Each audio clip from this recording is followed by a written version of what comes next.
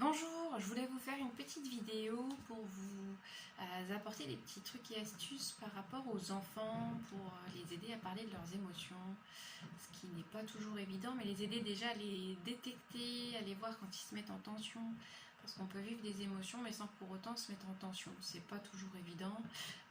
Et puis il y a des moments, ça fait du bien aussi, ça aide à exprimer, mais c'est dans l'objectif qu'ils aillent moins chercher cette énergie au niveau du nerf vague et au niveau du ventre pour éviter de se contracter justement au niveau du ventre.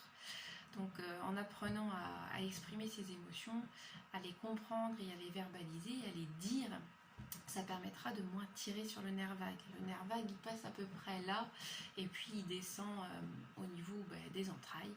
Donc pour faire moins de pression sur les entrailles, ce qu'on travaille beaucoup en réflexologie plantaire, c'est de dénouer justement toutes ces tensions-là. Et bien justement on va pouvoir aussi, en travaillant sur soi, en apprenant à s'exprimer, en apprenant à parler, s'éviter des fois des tensions. Donc des tensions au niveau de ce nerf vague là. Donc j'ai fait des petits panneaux et de temps en temps ils vont voir ce qu'ils ressentent quand ils sont un peu brouillons, un peu ça va pas, parce que on a le droit aussi d'avoir des émotions négatives, c'est normal, c'est naturel. Donc on ne vit pas dans un monde bulle rose, et puis on apprend à se connaître, à se découvrir, et puis il y a les relations, et puis les enfants sont pas toujours tendres entre eux, parce que ils se comprennent pas de toute façon déjà eux-mêmes, et donc pour comprendre l'autre ça va être encore plus difficile.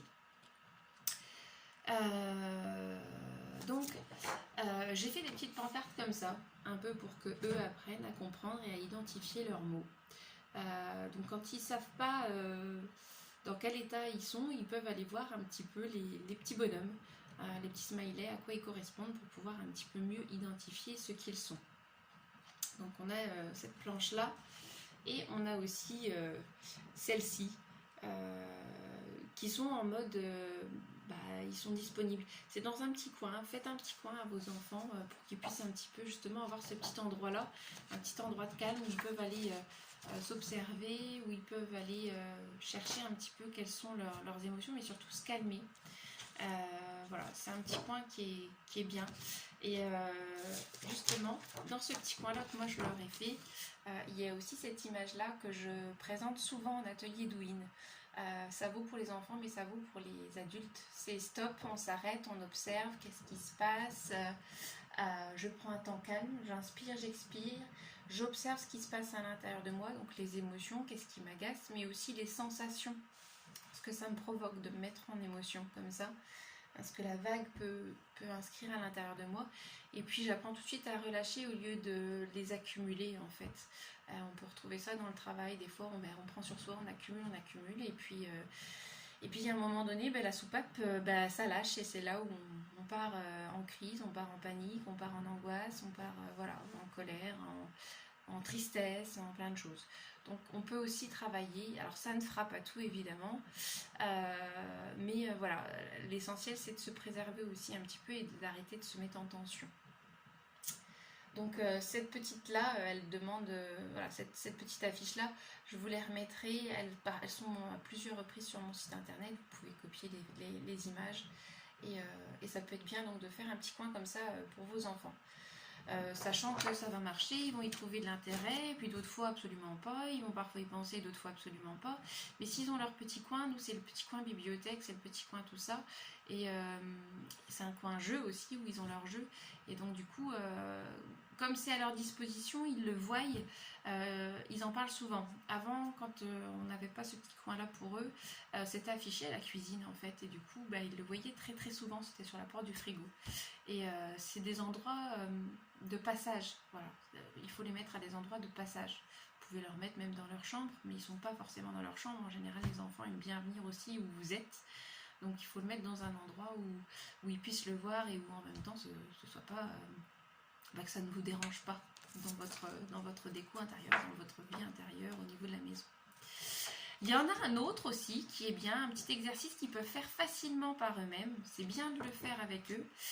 Je le fais de temps en temps aussi en début d'atelier Douyin. C'est de la brain gym, donc c'est l'entraînement du cerveau, des cerveaux, au niveau plutôt moteur. Mais en même temps, voilà, ça va avoir des incidences et ça va aider à amener de l'équilibre. Donc c'est pareil, vous pourrez retrouver ces fiches-là sur mon site internet. Et puis on les retrouve facilement sur internet de toute façon.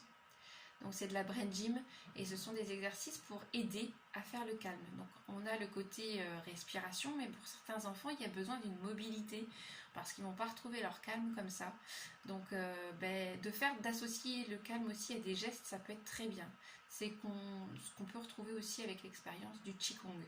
Peut-être aussi au niveau du yoga, mais je n'ai pas d'expérience dans le yoga plus que ça, donc du coup je pourrais pas vous dire, mais je pense que ça reste sur le même principe aussi. Donc c'est associer sa respiration à un mouvement et à aider à retrouver le calme en soi. Voilà. Moi, ils ont ça aussi. Là, ça a été... je vais vous présenter déjà celui de l'école. L'école a fait ce petit cadeau-là aux enfants pour Noël. Et mes émotions, donc c'est édition ISE, Y-S-E. Et c'est bien, ça permet d'expliquer aussi un petit peu les émotions, comment je peux les gérer quand j'ai telle émotion, qu'est-ce que je peux faire pour me libérer. Être excitée, qu'est-ce que c'est? C'est quand je sens que ça part dans tous les sens, c'est que je suis heureuse, c'est que j'arrive pas à me poser, chouette, je pars en vacances, je danse dans tous les sens, enfin voilà. C'est un petit peu pour expliquer que je suis normale, mais c'est simplement que j'exprime mon côté tout feu, tout flamme, toute joie, et puis voilà. Donc il y a ça.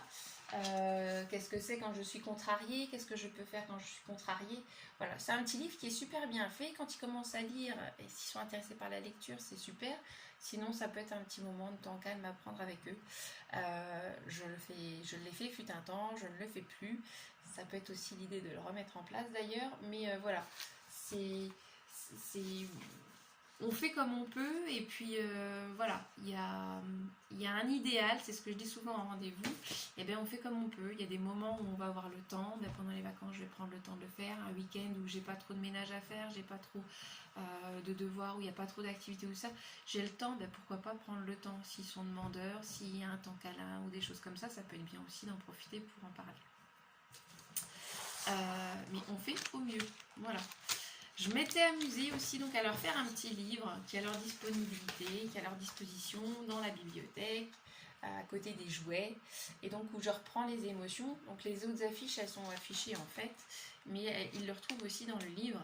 Et puis des petites choses que j'ai chippées à droite à gauche. Donc là on retrouve encore le stop dans les deux sens. Et on a aussi les accords Toltec qui sont expliqués aux enfants.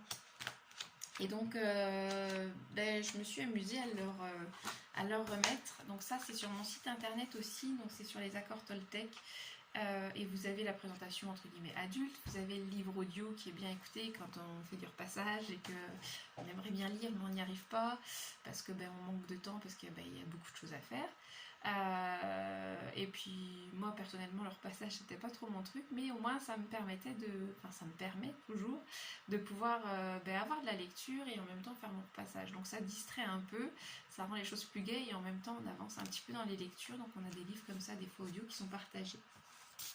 Et donc là il y a un petit dessin animé qui a été fait pour les enfants. C'est comment devenir un chevalier des temps modernes. Donc c'est toute une petite histoire et je leur ai fait des copier-coller. Et puis du coup ils peuvent le relire parce que l'ordinateur ils n'y ont pas nécessairement accès. Donc voilà, et puis avec des petites phrases où ils en ont pour comprendre et intégrer que des fois il y a des petites pensées qui peuvent être utiles et déjà accessibles à leur âge. Alors, le but, c'est pas non plus de se dire tout va bien, tout est beau, tout est rose, mais c'est de pouvoir vraiment arriver à prendre du recul, à prendre du recul pour moins se fatiguer émotionnellement ou ce genre de choses, moins se mettre la pression. Parce que cette pression-là, elle peut être très difficile, surtout pour des enfants qui n'arrivent pas nécessairement à gérer leur système nerveux, à qui on demande d'être assis toute la journée, et qui le font des fois, qui sont très très sages, mais qui en réalité à l'intérieur d'eux bouillonnent, parce qu'un enfant, ça a besoin aussi de découvrir, de bouger, d'expérimenter, et qu'arrivé à un certain âge, les apprentissages prennent beaucoup de place. D'ailleurs, il y a un gros passage qui se fait de la maternelle où ils peuvent encore vagabonder. Bon, ça se fait petit à petit, mais ils sont encore attirés par ces choses-là, et c'est normal au niveau de l'éveil. Et après, en CP, où là, il va y avoir un gros passage d'apprentissage, de la lecture, et un peu plus poussé sur l'écriture. C'est une grosse année, et du coup, ça peut être un peu plus difficile pour eux, et en plus, on leur demande d'être un peu plus assis. Et si vous avez des enfants qui sont des enfants qui... leur vie, c'est l'extérieur plus que l'intérieur, ou qui sont très manuels, et que tout d'un coup, ils peuvent se sentir cloisonnés. Et ça peut être très, très difficile. Et même pour des enfants qui ne sont pas nécessairement manuels ou autre chose, mais ça peut être quand même très difficile de rester cloîtré, entre guillemets, sur une chaise toute une journée, et en plus avoir que ça bouillonne à l'intérieur.